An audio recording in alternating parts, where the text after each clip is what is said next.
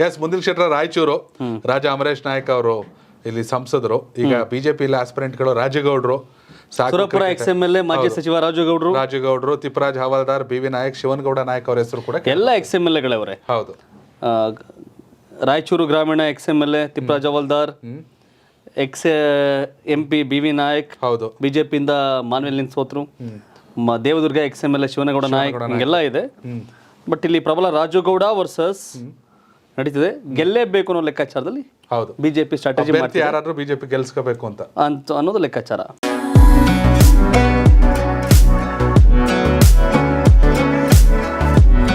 ಶಿಕ್ಷಣ ಅಂದ್ರೆ ವ್ಯಾಪಾರೀಕರಣ ಅನ್ನೋ ಸನ್ನಿವೇಶದಲ್ಲಿ ಶಿಕ್ಷಣ ಅಂತಂದ್ರೆ ಸಂಸ್ಕಾರ ಮತ್ತೆ ಅದೊಂದು ರೀತಿಯ ಸರ್ವಿಸ್ ಅನ್ನೋ ದೆಸೆಯಲ್ಲಿ ಇಲ್ಲಿ ಶಿಕ್ಷಣ ವ್ಯವಸ್ಥೆ ಇದೆ. ಗುರಿಯನ್ನ ಇಟ್ಕೊಂಡು ಬಂದವ್ರಿಗೆ ಒಳ್ಳೆ ಗುರು ಸಿಗ್ತಾರೆ. ಎಲ್ಲವನ್ನೂ ಕೂಡ ಪರಿಪೂರ್ಣವಾಗಿ ವ್ಯಕ್ತಿಯನ್ನ ಮಾಡುವಂತ ಸಂಕಲ್ಪದೊಂದಿಗೆ ಇಲ್ಲಿ ಕೆಲಸ ನಡೆಯುತ್ತೆ. ಈ ಕಾಲೇಜಲ್ಲಿ ಓದಬೇಕು ಅಂತ ರಾಜ್ಯಾದ್ಯಂತ ವಿದ್ಯಾರ್ಥಿಗಳು ಈ ಕಡೆ ಮುಖ ಮಾಡಿ ನಿಲ್ತಾರೆ. ಆದ್ರೆ ಇಲ್ಲಿ ಸಾವಿರಾರು ಅಪ್ಲಿಕೇಶನ್ ಬಂದರೂ ಸಹ ಈ ಒಂದು ಕಾಲೇಜಲ್ಲಿ ಅವಕಾಶ ಇರ್ತಕ್ಕಂಥದ್ದು ಕೇವಲ 550 ಮಂದಿಗೆ ಮಾತ್ರ.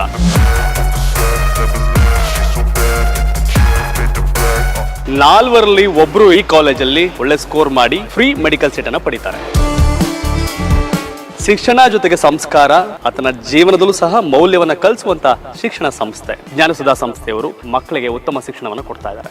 ಈ ಒಂದು ಶಿಕ್ಷಣ ಸಂಸ್ಥೆ ಬಗ್ಗೆ ನಾನು ಇವತ್ತು ದಾರಿದೀಪ ಈ ಕಾರ್ಯಕ್ರಮದಲ್ಲಿ ಮಾಹಿತಿಯನ್ನು ಕೊಡ್ತಾ ಇದ್ದೇನೆ.